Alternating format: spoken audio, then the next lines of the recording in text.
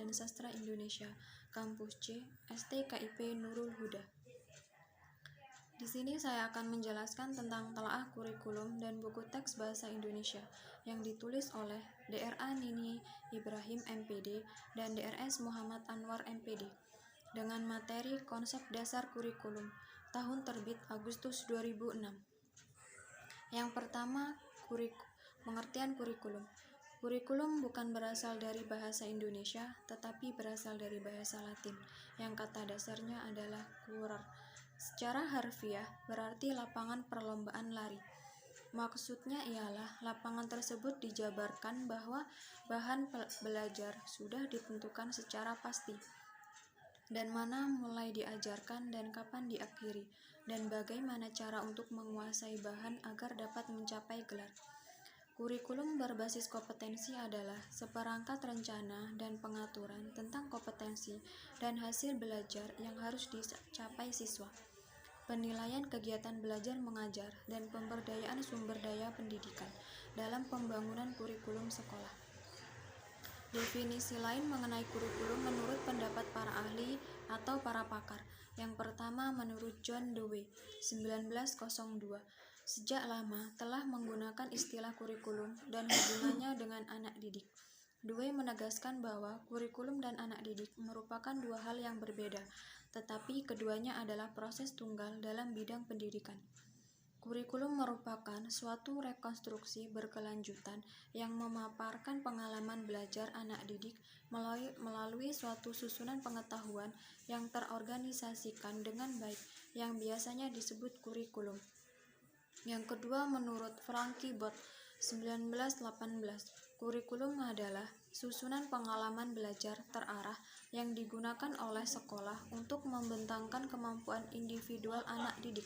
Yang ketiga, Harold Rock, 1827, kurikulum sebagai suatu rangkaian pengalaman yang memiliki kemanfaatan maksimum bagi anak didik dalam mengembangkan kemampuannya untuk menyesuaikan dan menghadapi berbagai situasi kehidupan.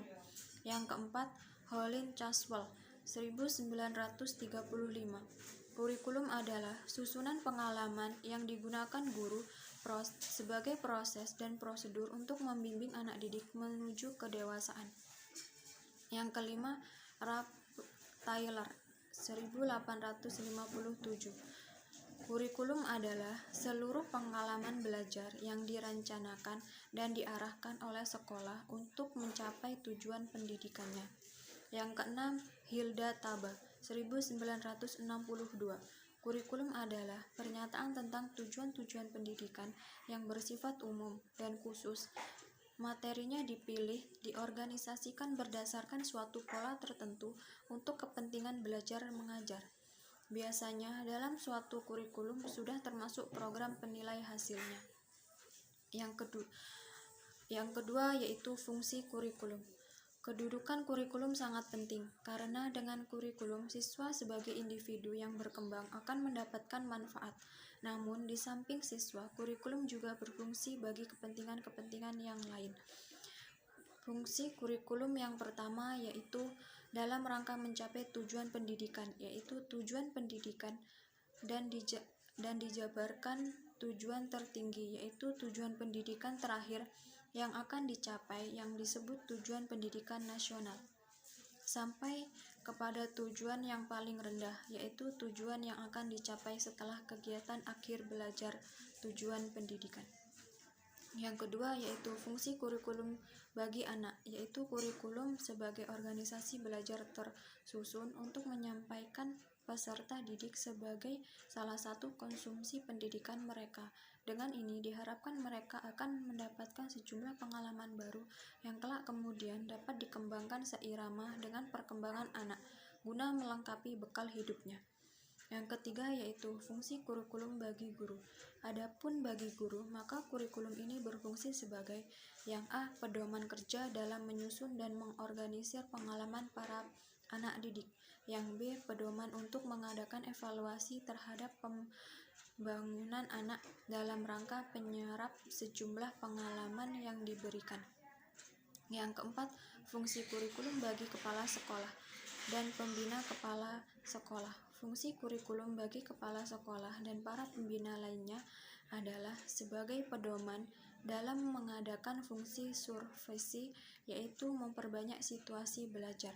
Yang ke-B, dalam melaksanakan fungsi supervisi dalam menciptakan untuk menunjang situasi belajar anak ke arah yang lebih baik, sekolah dan pembina sekolah.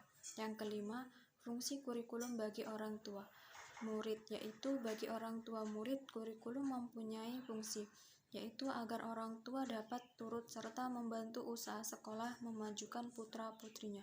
Bantuan orang tua dalam memajukan pendidikan ini dapat melalui konsultasi langsung dengan sekolah atau tentang masalah-masalah yang menyangkut anak-anaknya. Di samping itu, bantuan orang tua dapat melalui lembaga BP3. Dengan demikian, orang tua dapat berpartisipasi dalam membimbing putra-putrinya. Baiklah, itu tadi yang materi yang dapat saya sampaikan. Saya akhiri. Wassalamualaikum warahmatullahi wabarakatuh.